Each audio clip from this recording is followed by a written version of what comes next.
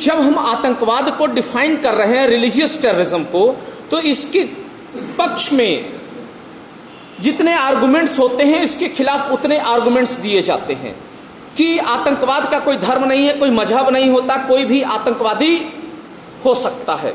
बिल्कुल सही है ये बात कि हिंदू भी आतंकवादी हो सकते हैं, मुस्लिम भी आतंकवादी हो सकते हैं।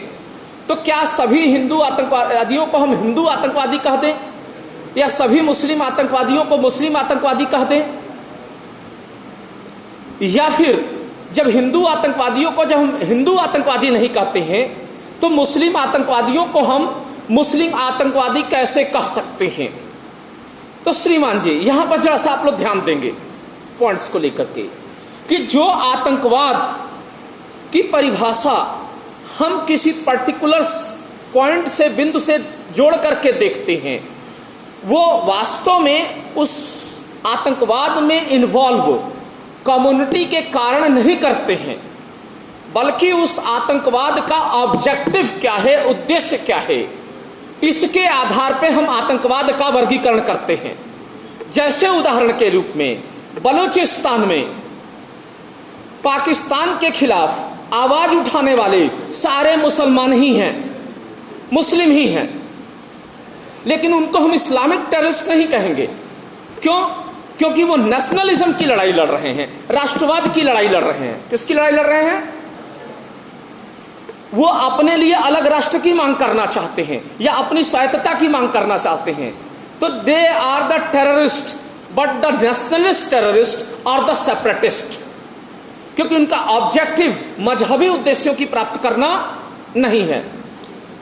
आपके यहां नक्सलवाद है, मैक्सिमम हिंदू है उसमें इन्वॉल्व हैं, तो क्या आप उसको हिंदू टेररिज्म कहेंगे? नहीं, वो हिंदू टेररिस्ट नहीं कहे जा सकते हैं, क्योंकि वो किसान, मजदूर और गरीबों की हितों की लड़ाई लड़ रहे हैं।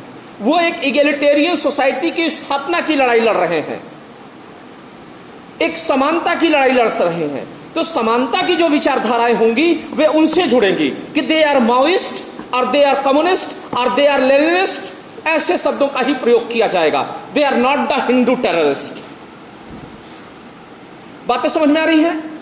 ठीक वैसे ही पीछे स्टूडेंट्स गौर करेंगे, ठीक वैसे ही कि मान लीजिए कि नवनाथ मिश्रा एक ब्राह्मण है, इस क्लास में 10 लोगों की हत्या कर दिया, तो आई एम नॉट द ब्राह्मण टेररिस्ट और हिंदू टेररिस्ट।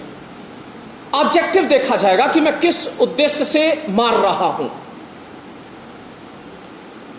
अगर मैं हिंदू धर्म के प्रचार के लिए मार रहा हूं या हिंदुत्व के मूल्यों को मनवाने के लिए मैं आपकी हत्या कर रहा हूं, तो मेरा ऑब्जेक्टिव है the exception of the Hindu ideology, acceptance of the Hindu ideology, और दूसरों के द्वारा एक्सेप्ट कराना, सिर्फ मेरे द्वारा ही स्वीकार नहीं करना बल्कि दूसरों के द्वारा एक्सेप्ट।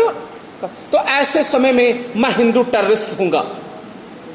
जब इस्लामिक टेररिज्म की बात आ रही है तो इस्लामिक टेररिज्म का मतलब यह नहीं है कि मुसलमान इन्वॉल्व है उस घटना में तो इसलिए वो इस्लामिक टेररिस्ट है, बल्कि वो इस्लामिक टेररिस्ट समूह इसलिए बोले जाते हैं क्योंकि उनका ऑब्जेक्टिव है इस्लामिक राज्य को कायम करना, गजवाए हिंद की स्थापना, या पूरे दुनिया में इस्लाम का प्रचार करना या इस्लाम का प्रसार करना, दूसरे ग्रुप्स के एग्जिस्टेंस को एक्सेप्ट ना करना। बातें समझ में आ रही है? तो वो जिस उद्देश्य की पूर्ति के लिए जा रहे हैं उसके कारण उसको बोला जा रहा है कि that is the Islamic terrorist organisation. और आपके यहां एक मिथ्या फैला दी जाती है, हमारे यहां मिथ्या फैला दी जाती है कि भाई इस्लामिक टेररिज्म का वर्ड यूज करना गलत है, मुसलमानों की भावनाओं को ठेस पहुंचेगी। हिंदू टेररिज्म की शब्द का कॉइन करना गलत है क्योंकि भावनाओं को ठेस पहुंचेगी। हर हिंदू या हर मुसलमान को यह नहीं बोला जाता जोड़ करके कि हिंदू टेररिस्ट है या मुस्लिम टेररिस्ट है। जब आप उस पर्टिकुलर गोल या ऑब्जेक्टिव को हासिल करने के लिए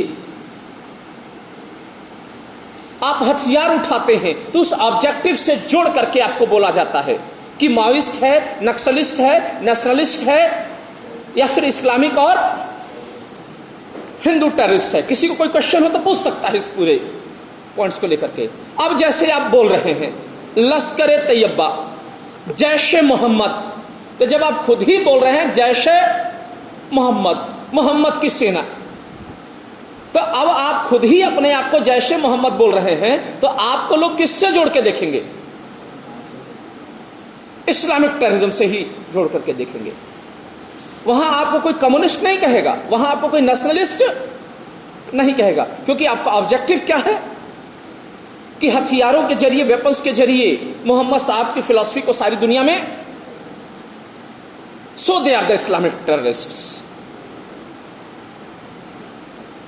अमेरिकी राष्ट्रपति डोनाल्ड ट्रंप ने बोल दिया तो उस पर विवाद खड़ा हुआ कि नहीं नहीं नहीं नहीं, सारे मुसलमान थोड़े आतंकवादी होते हैं। अरे भैया, सारे मुसलमान आतंकवादी नहीं होते, सारे हिंदू आतंकवादी नहीं होते हैं। हम इसलिए उस चीज को पर्टिकुलराइज करते हैं क्योंकि इससे ऑब्जेक्टिव पता चल जाता है कि सामने वाले संगठन का ऑब्जेक्टिव क्या है। जैसे उदाहरण के तौर पे मान लीजिए कि आप पेशेंट हैं, आपको टीबी हुआ है। क्या हुआ है? टीबी हुआ है। तो आपका इलाज तभी संभव हो पाएगा जब बताया जाएगा आपके परिवार वालों को कि इनको टीबी है। और अगर मैं जाकर के ये कह दूं, क्या नाम है आपका? कुलदीप, कि कुलदीप सिंह को खांसी हुआ है, तो जब कुलदीप सिंह को खांसी हुआ है तो दवा परिवार वाले क्या चलाएंगे? खांसी की दवा चलाएंगे। तो जब खांसी की दवा चलाएंगे तो क्या इससे इनका टीबी सही हो जाएगा? तो अगर हम किसी समूह को इस्लामिक टेररिस्ट समूह कह रहे हैं क्योंकि वह इस्लाम के एक्सपेंशन के लिए हथियार उठा रहा है, तो इसलिए बोल रहे हैं कि उसकी आइडियोलॉजी जो है उसको न्यूट्रलाइज करना है। क्या करना है? चाहे वो मुस्लिम टेररिस्ट ऑर्गेनाइजेशन हो या हिंदू टेररिस्ट ऑर्गेनाइजेशन हो। अभी हाल ही में हिंदू टेररिस्ट ऑर्गेनाइजेशंस की बात चल रही थी कि हिंदू टेररिज्म है, हिंदू टेररिज्म है, हिंदू भी तो हथियार उठा लेते हैं। अरे भाई, उस हिंदू टेररिस्ट को तब तक आप हिंदू टेररिस्ट नहीं कह सकते हैं जब तक कि वह हिंदुत्व के नाम पर या हिंदुत्व की रक्षा के नाम पर या हिंदुत्व के प्रचार के लिए दूसरे समूहों की हत्याएं नहीं करता है। दुनिया के चाहे जितने भी देश हों, भले ही वो टेररिज्म को डिफाइन कर पाने में असफल रहे हों, भले ही यूनाइटेड नेशंस आज तक टेररिज्म को डिफाइन कर पाने में सफल ना हुआ हो, तो ये सफलता इसलिए नहीं मिली है क्योंकि सब टेररिज्म को अपने अपने हितों में इस्तेमाल कर रहे होते हैं। इसलिए किसी के लिए क्रांतिकारी होता है और किसी के लिए टेररिस्ट होता है। अगर हम ऑब्जेक्टिव से देख करके ऑब्जेक्टिव्स को आधार बना ले तो टेररिज्म को डिफाइन करना बहुत बड़ी चीज नहीं है। भारतीय संस्कृति में अगर देखा जाए तो सर्वधर्म संभाव, सर्वधर्म सद्भाव जैसी जो परंपराएं रही हैं ऋग्वैदिक, ये किसको साबित करते हैं? टॉलरेंस को। किसको? सहिष्णुता को। जियो और जीनो दो। तो इसमें टेररिज्म के लक्षण नहीं नजर आते हैं। अगर ऐसी आइडियोलॉजी को आप एक्सपेंस कर रहे हैं तो इसका एंड कंस्ट्रक्टिव है। क्या है? कंस्ट्रक्टिव है। अगर आप अपनी सुप्रीमेसी की लड़ाई लड़ रहे हैं वेपन उठा करके ऑब्जेक्टिव की, कि जहां सिर्फ आप ही एग्जिस्ट करें, दूसरा एग्जिस्ट ना करे, तो इसको तो खैर हम एथिक्स में समझाएंगे कि किसी भी चीज को मोरालिटी इसमें कितना है और कितना यह कंस्ट्रक्टिव है, डिस्ट्रक्टिव है, दैट इज एथिकल और नॉट। इसके हिसाब से तय करेंगे कि what is right and what is wrong. फिलहाल एक एक्सपेंशनिस्ट आइडियोलॉजी को आधार बना करके जब आप वेपन का इस्तेमाल कर रहे हैं हिंसा के लिए ऑर्गेनाइज वे में, that is terrorism. Concept clear है? तो अब आप बताइए कि इस्लामिक टेररिज्म एग्जिस्ट करता है कि नहीं करता है। परसों मैंने क्रांति, विद्रोह और आतंकवाद में अंतर आपको समझाया था पिछले लेक्चर्स में, कि हर गतिविधि को, हर सामूहिक हथियारबंद गिरोह को आप आतंकवाद की श्रेणी में नहीं रख सकते हैं। एक तो सुप्रीमेसी की लड़ाई हो और दूसरा ऑब्जेक्टिव। इससे क्या होता है उसको डिफाइन करने की कोशिश की जाती है। कॉन्सेप्ट क्लियर है? नेक्स्ट।